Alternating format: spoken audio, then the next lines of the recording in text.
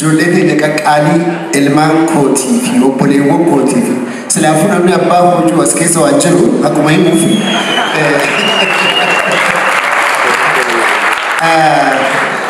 هاسوري فواسو مرتي في أمتك يوم أنا كنت أركو أنا وقام نسجيت ندي بسيتي ميرا براخي سنناك abdi kompera wani magi akagari ya dadu gafa jaja khesati tigitin dawme kharawai yutin dufe dadarik abani manida galchani akatu soqat gadde bisani fardo baqaisani nam kudafuri wajil saata kitti asirra qabu gwa inni okusani fakkana godani sai numa barab bin januma basa saata kitti firra qabu haadatiyen naagay sajeu gwa asdarbu ani imimani wonni jeetman kana fafude sagi ummanni biya hundi beetuma nufitaatu male bakku biratte jeefadha male asitrutti na jeeftan jani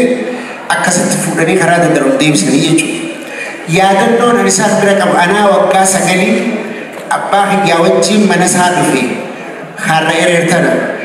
guyyu nama soddom nama afurtamii jira kana keessa yoo namni afaan oromoo dubbatu anaaf yeroo san keessatti nama shammoojaa afaan ga'u hundinuu afaan oromoo kana akka biraan dubbatan kutaa adda addaa irraa waliin qabamanii waan dhufanii jechaa jechuudha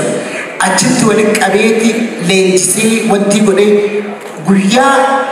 reediyoo bulchaa reediyoo naara dhufaa ture jechuudha kan leello faan ciyoon eenyumamas weenishee bayyalaa roobaa faan addeen teenya qabsamootun teenya addeen lonni beeti wanni eenyuga nafiisa faan eegasuu boombiin gaaratti tugutee ammallee mataa siisanii jiru nafiisaas obboleetumatti qopheeti warruma hundaatu akkasii jechuuf hinjee waan akkas akkasiisan yaadadheetiin reefu akkamalee wanni jee waan jarmanis tuqee jira reefu jarman baasuuf jibbaata gooneeti nuti qabsuun oromoon si qofan dhalle jireenya kee guutuu ilmaan kee haadhatee warra irraa dhalatte takkaan yaadanne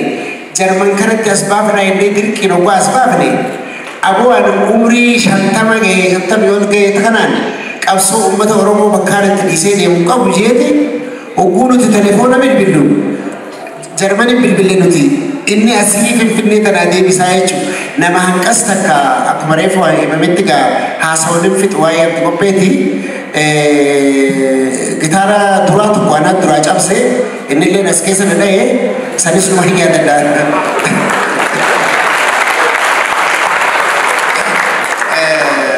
abdi buu isaa abdi ta'u kabbadee taaniiti mana keessaa akkanatti taphachuuf jiranii gaduma tanaa eeguma isaan gabbaaniin akkuma isaan godhanii godha jee gabbuufnaan wanni na harkaa cabte gitaarinis gaafas qaali xiqqoo anuma garafe gaamaan irraa soqame abdi qopheen hin duune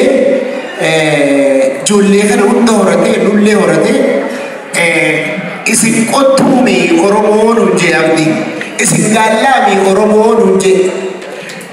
islaamummaa teessanii wajji oromummaa teessan qabaadha kiristiyaanummaa teessanii wajji oromummaa teessan qabaadha waaqeffataa kan ta'uu keessanii wajji oromummaa teessan qabaadha jee nama nu barsiise ni yaadadha hidhatarraan yaa hidhannoo zinnaara yaa hidhannoo zinnaara